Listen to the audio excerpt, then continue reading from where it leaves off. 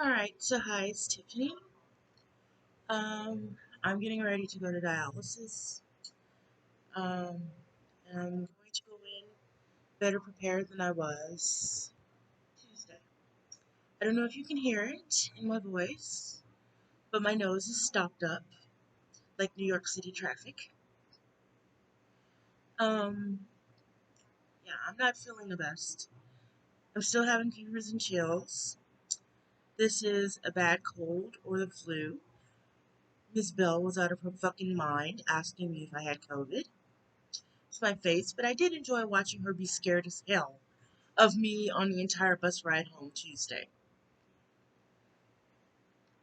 So, my main problem with dialysis Tuesday was I was freezing the entire time.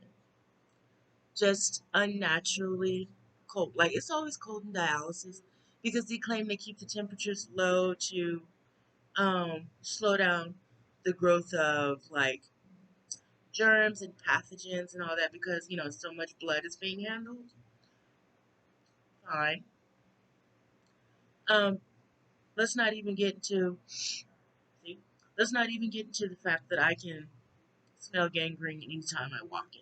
So, and yes, I can identify gangrene by smell, unfortunately. But I am prepared to combat that. I'm wearing a plain shirt now because I haven't put the numbing cream on my arm yet. But I'm going to have my black hoodie over that, of course. I managed to find a blanket. That's not the electric one because, like I said, I have a lovely electric blanket that I was given as a gift specifically for dialysis. My friend, out of the kindness of her heart, sent me a very lovely electric blanket that I cannot use in dialysis because we're not allowed to plug in electrical appliances.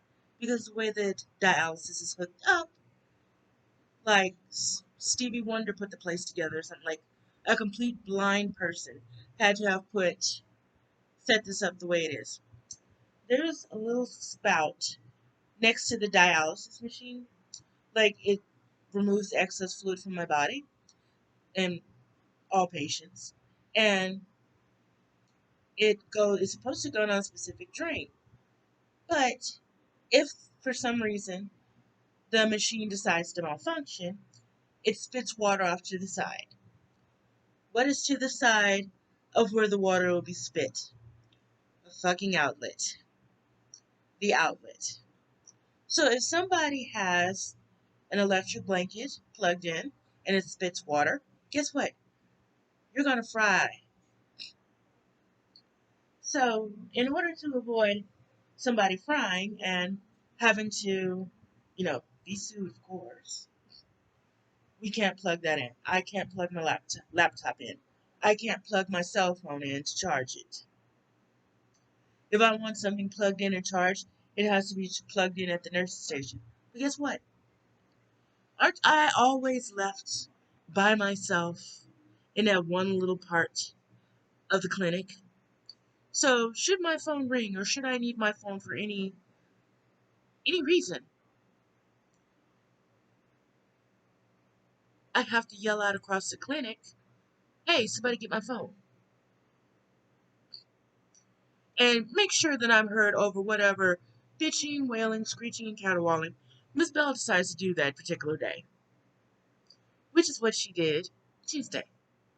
Um, and I was sitting there ready to go, but because she wanted to have a powwow with every nurse on the fucking floor, I had to yell, hey, do I have to remove my needles myself? Or is anybody gonna come get me? But no, Miss Bell has that what is it called? Main character syndrome? Karen syndrome, whatever the fuck. But there is one drama with Miss Bell I'm enjoying watching go down, and I'm not saying a word. I'm just a fly on the wall, just listening to her because I find it fucking hilarious that this woman has this issue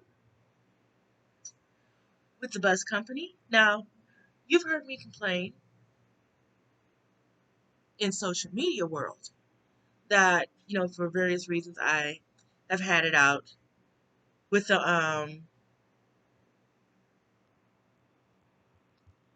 stuck on my screen. I've had it out with the people who run the bus company, whatever. But usually for me, it's like, oh, we don't have this problem, we don't have this problem, certain things, but I usually get the job done. With her, the lady is outright lying to her and saying, we can't pick you up at this time, there's no rides available for this time. And our bus driver is like, oh, yeah, they're lying to you because this is ready, this is ready, this is ready. But I know the lady has a vendetta against Ms. Bell because Ms. Bell tried to get that lady fired. She didn't get fired, and she's been raising hell ever since. Now, you knew I was going to gossip about Ms. Bell the second I turned the camera on. And I've been wanting to get that off my chest for a while, but I wasn't feeling well enough to do it. Now, back to the whole me being cold thing. I came home, and it took me about 5 hours to warm up because I was just that cold and trembling for the entire time I was in dialysis. I didn't even finish treatment. I got 3 hours and 40 minutes in of a 4 hour treatment before I finally said, man, damn this, I can't do this anymore. Because I was trembling so hard, I looked like I was seizing. And I was having Nuni on the wing, sitting beside me in dialysis. So I was trembling so hard, she was bouncing next to me because that's just how hard I was trembling, and my entire chair was shaking. So she was shaking also. Um, like I said, I'm going to combat that because I'm going to have gloves because my hand actually turned blue, and I was comparing it to my right hand. My hand turned blue, which is bad. Um, and I have a blanket in the dryer right now that I'm going to take out and put in my bag before I leave. And um, this is why I like the people from Humble. It is a Humble vascular blanket. I did not ask for this. The first time I was there, they just gave me a blanket. And somewhere in my laundry and in my chest of drawers is a t-shirt from them. Like I said, did not ask. They just give you the shirt. Here's a Humble vascular shirt. Enjoy. Here's a Humble vascular blanket. Enjoy. Um, so yeah, I have that. And there's literally jack shit they can do in dialysis. Um, the thermostat, like anybody can access the thermostat in my apartment.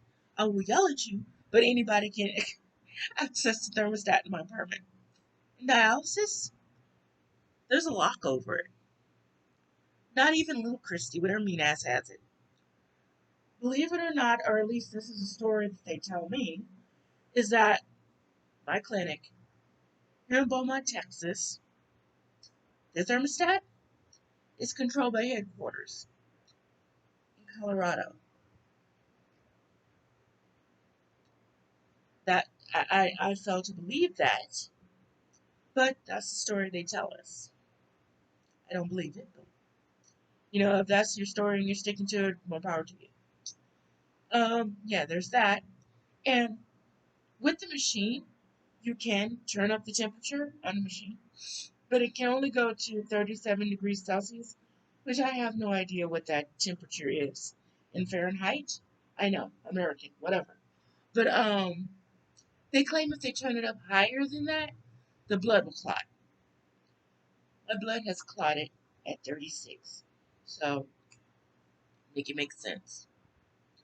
But yeah, I'm gonna go in and give it a good fight because um I left out 1 kilo under my proposed dry weight.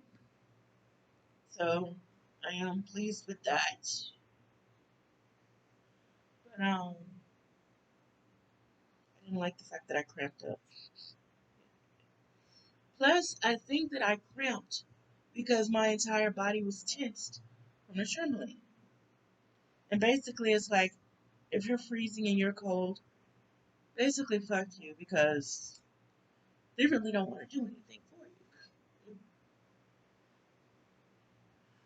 you. So yeah, so I gotta go get done getting ready for dialysis. And as usual, what I always say, take care of your kidneys. Excuse me, take care of your kidneys. Drink something Jackson. And say bye bye, Noonie. Bye.